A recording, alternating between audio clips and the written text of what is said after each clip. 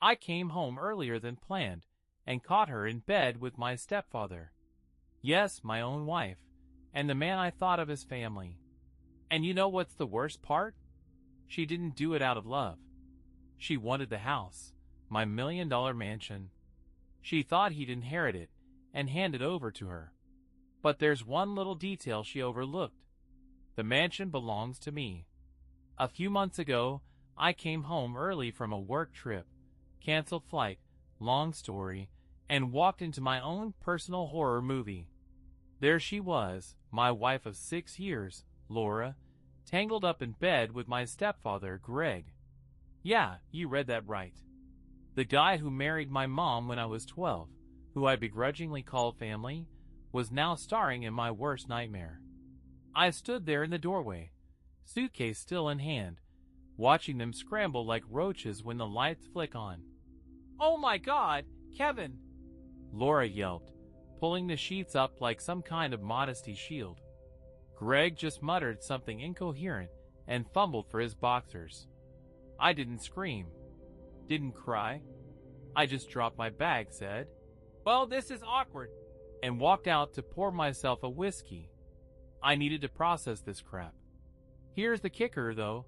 It wasn't even about love. Nope. Laura wasn't some hopeless romantic caught in a forbidden affair. She's a calculating little gremlin, and I figured that out fast. See, I've got this $1 million mansion, 6 bedrooms, pool, the works, that I bought with my own money years before we met. She assumed Greg was in line to inherit it if something happened to me, and then he'd hand it over to her like a good little pawn. She thought she'd hit the jackpot. Too bad for her, I'm not as dumb as I look. Over the next few weeks, she didn't even try to play it cool. She started dropping hints like breadcrumbs for a starving bird. "Maybe we should take a break, Kev," she'd say over breakfast, twirling her coffee mug like she was auditioning for a rom-com. "A peaceful split might be best for both of us." One night, she even slid a stack of divorce papers across the kitchen counter, smiling all sweet like she was doing me a favor. "It's just practical," she cooed. Greg, meanwhile, started hanging around more, pretending to check on me after Mom passed last year. Real subtle, buddy. I played along. Acted like I didn't see the neon signs flashing, gold digger, over her head. "Yeah, maybe you're right," I'd mumble, scratching my chin like some clueless sitcom dad. I let her think I was too heartbroken to notice her little scheme. She got cocky, started leaving her phone unlocked, texting Greg right in front of me about the plan. I saw it all. When's he signing? And we'll be set soon. She thought she had me by the balls. But I wasn't just sitting there crying into my whiskey. I was planning. See, Laura's not the only one who can play dirty. I waited for the perfect moment to drop the bomb, and it came over dinner one random Tuesday. She'd made lasagna. Ironic, since it was the first meal she ever cooked for me when we started dating. Greg was there too, invited by her, smirking like he'd already won. The three of us sat around my dining table, the tension so thick you could cut it with a butter knife. "So," I said, leaning back in my chair after a bite, "you two seem pretty chummy lately. What's the deal?" Laura laughed, that fake little giggle she does when she's nervous. "Oh, Kevin, don't be silly. Greg's just been a good friend through all this." Greg nodded, all serious.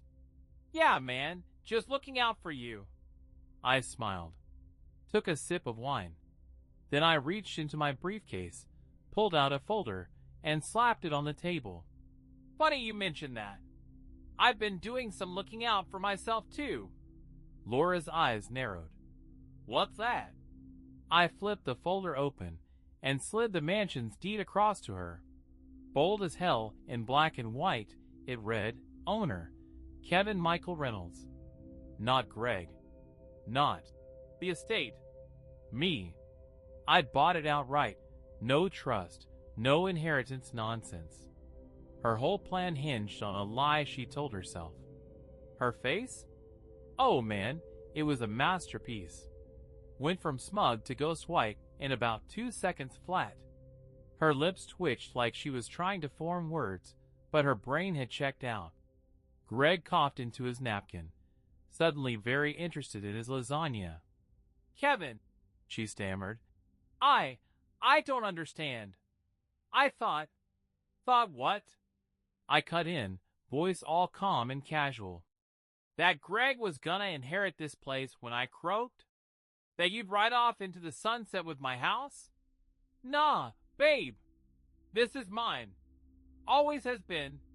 She stared at the deed, then at me, then back at the deed. Greg shifted in his seat, looking like he wanted to bolt. I leaned forward, resting my chin on my hand. So, Laura, what's your next move? Because I'm dying to hear it. She didn't answer, just sat there, mouth opening and closing like a fish out of water. I let the silence stretch, savoring every second of her panic. She'd walked right into my trap, thinking she was the predator. Turns out, I'm not the gullible schmuck she'd pegged me for. So, after I dropped the deed on the table, Laura lost it. I mean, full-on meltdown.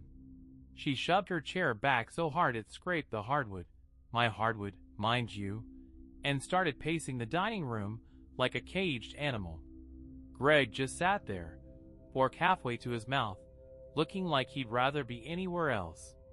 I stayed cool, sipping my wine, watching her unravel. Kevin, this isn't fair, she finally spat, whirling on me.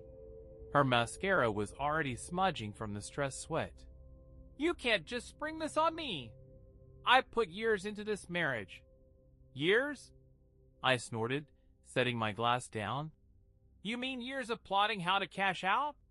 Sorry, babe, I'm not your ATM. She glared at me, hands on her hips. You're twisting this, Greg said. Greg said what?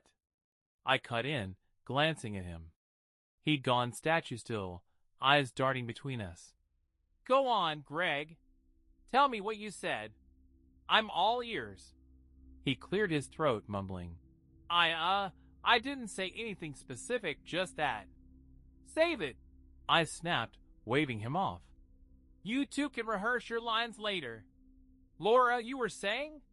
She switched tactics fast, tears welling up like she'd flipped a switch. Please, Kevin, she whimpered, stepping closer. I messed up, okay? I was stupid. Can't we just talk this out? For us? I almost laughed. Us? Sweetheart, US went out the window when I found you riding my stepdad like a pony. Try again. Her sobfest kicked into high gear then. She dropped to her knees, dramatic, right? Grabbing at my hand. I'm begging you. Don't throw me away like this. Greg finally piped up, voice shaky. Maybe we should all just calm down, huh? No need to. Shut it, Greg, I said, not even looking at him. I pulled my hand free from Laura's grip and stood up. You want to talk fairness? Let's talk fairness. I reached into my briefcase again. Yeah, I'd come prepared, and pulled out another document. Her eyes widened as I unfolded it, nice and slow, letting the suspense build. Then I tossed it on the table. Our prenup, signed and notarized 6 years ago. Read it and weep, I said, crossing my arms. No mansion. No money. Not a damn dime. You get your clothes, your car, and a one-way ticket out of my life. That's it. She snatched the paper up, scanning it like she could will the words to change. This can't be real, she stammered. You tricked me into signing this. Tricked you? I grinned, leaning in. Nah, you just didn't read the fine print. Too busy dreaming about my bank account, I guess. She threw the prenup down and screamed, full-on banshee mode. You bastard. I wasted the best years of my life on you, and this is what I get. Wasted? I shot back. You mean the years I paid for your spa days, your shopping sprees, That little side hustle you called a business? Cry me a river, Laura. She lunged at me then, claws out, but I sidestepped her easy. She stumbled into the table, knocking over Greg's wine glass. Red splashed across the white tablecloth. Poetic, really. Greg bolted up, muttering about needing air, and practically ran for the back door. Coward. Laura sank into a chair, sobbing for real now, makeup streaking down her face like a bad Halloween costume. I just stood there, feeling not much, honestly. Maybe a little smug. Okay, a lot smug. I grabbed my glass, raised it to the empty room, and said, "To new beginnings. Cheers, assholes." Then I downed it. She left that night, packed a bag, and peeled out in her BMW, tires squealing like a getaway car. I figured that was the end of it. Clean break, game over. But oh no, Reddit, the universe had one more curveball for me. A week later, I'm chilling on my couch in my mansion, when my phone buzzes. It's a text from an old buddy, Mike, who's a PI I'd asked to poke around after the deed reveal. Just 3 words. Call me. Now. So I did. And what he told me, holy hell. Turns out Laura's got a history. Like a history. She'd pulled this exact same stunt before. Seduce a rich guy, lock him down, try to bleed him dry. I thought I'd won and moved on. But nah, from that moment everything changed. After Laura stormed out, tears, tire screeches, the whole dramatic exit, I figured I was done with her crap. Mansion's mine, prenup's ironclad, Greg's a ghost. I spent a week reclaiming my space, new locks, tossed her leftover junk, even deep cleaned the bedroom to erase the mental image of that scene. Felt good, you know? Like I'd scrubbed her out of my life. Then my buddy Mike, the PI, called. "Kev, you sitting down?" he said, voice low like he was about to drop classified intel. "Yeah, what's up?" I replied, kicking back on my couch with a beer. "You're not gonna believe this. Laura, she's still married." I nearly choked. "What? To who? Greg?" "Nope," Mike said, and I could hear him grinning through the phone. "Her first husband. Some guy named Daniel Carter. Never divorced him." I sat up, beer forgotten. "Wait, hold up. You're telling me I've been fake married to her for 6 years?" "Pretty much," he said. "Marriage license with you? Invalid. She's a bigamist, Kev. And it gets weirder." "Weirder how?" I asked, already feeling my stomach twist. "Daniel Carter's missing. Like, vanished off the map missing. Since 2018. I didn't say anything for a second. Just stared at the wall, brain spinning. Missing? Laura's first husband, her real husband, was MIA? Mike kept talking, filling the silence with details he dug up. Daniel was loaded, owned a chain of auto shops, nice house, solid investments. Then, right before he disappeared, all his assets got signed over to Laura. Sound familiar? She played him like she tried to play you, Mike said. Only difference is, he didn't make it out. I hung up, head buzzing. Was she just a gold digger, or something worse? I couldn't let it go. I had to know. So I turned into a one-man detective squad. Started with Daniel's family. Found his sister, Emily, on Facebook. Sent her a message. "Hey, I'm Kevin. Was married to Laura Carter. Can we talk?" She replied in like 10 minutes. "Call me ASAP."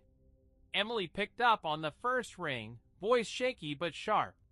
"You said Laura Carter? Blonde, green eyes, acts like she's God's gift?" "That's her," I said. "What's your story?" "She ruined my brother." Emily spat. Dan was happy, successful. Then he met her. 6 months later, he's signing over his business, his savings, everything. Said she needed security. Then one day, he's just gone. Cops found his car abandoned near a lake, but no body. She claimed he ran off, took the money, and left her. I never bought it. Did you tell the police?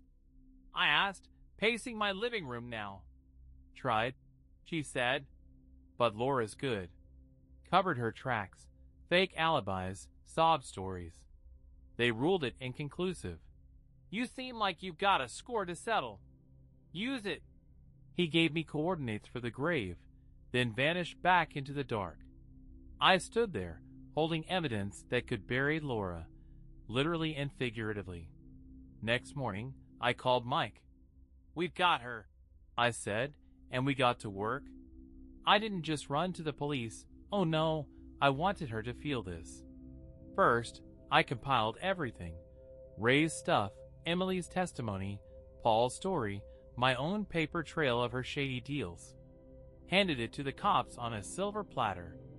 They moved fast. Tracked her down to a fancy condo she'd rented with my money. Prenup didn't kick in till the divorce finalized.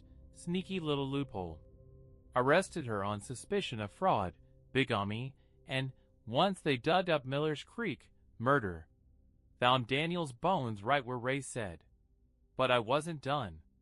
I wanted her humiliated, like I'd been when I walked in on her and Greg. So I went nuclear. Posted the whole damn story online. Twitter, Facebook, even a TikTok with a snappy caption. When your wife cheats with your stepdad and turns out to be a black widow, here's the tea. Attached screenshots, texts, the deed, the prenup, blurry pics of her mugshot from the local news. Went viral in hours. Hashtag Laura the Gold Digger trended. Her friends, those fake socialites she bragged about, dropped her like a hot potato. Her business, some MLM scam, tanked overnight. Greg? Bolted to Mexico, last I heard. Good riddance. Couple months later, I'm downtown grabbing coffee when I spot her. She's waitressing at this greasy diner, hair in a messy bun, apron stained, no trace of that smug glow she used to have. She saw me too. Our eyes locked for a second. I smirked. She looked down, turned away, and shuffled off to clear a table. No words needed. She knew she'd lost everything: money, status, freedom.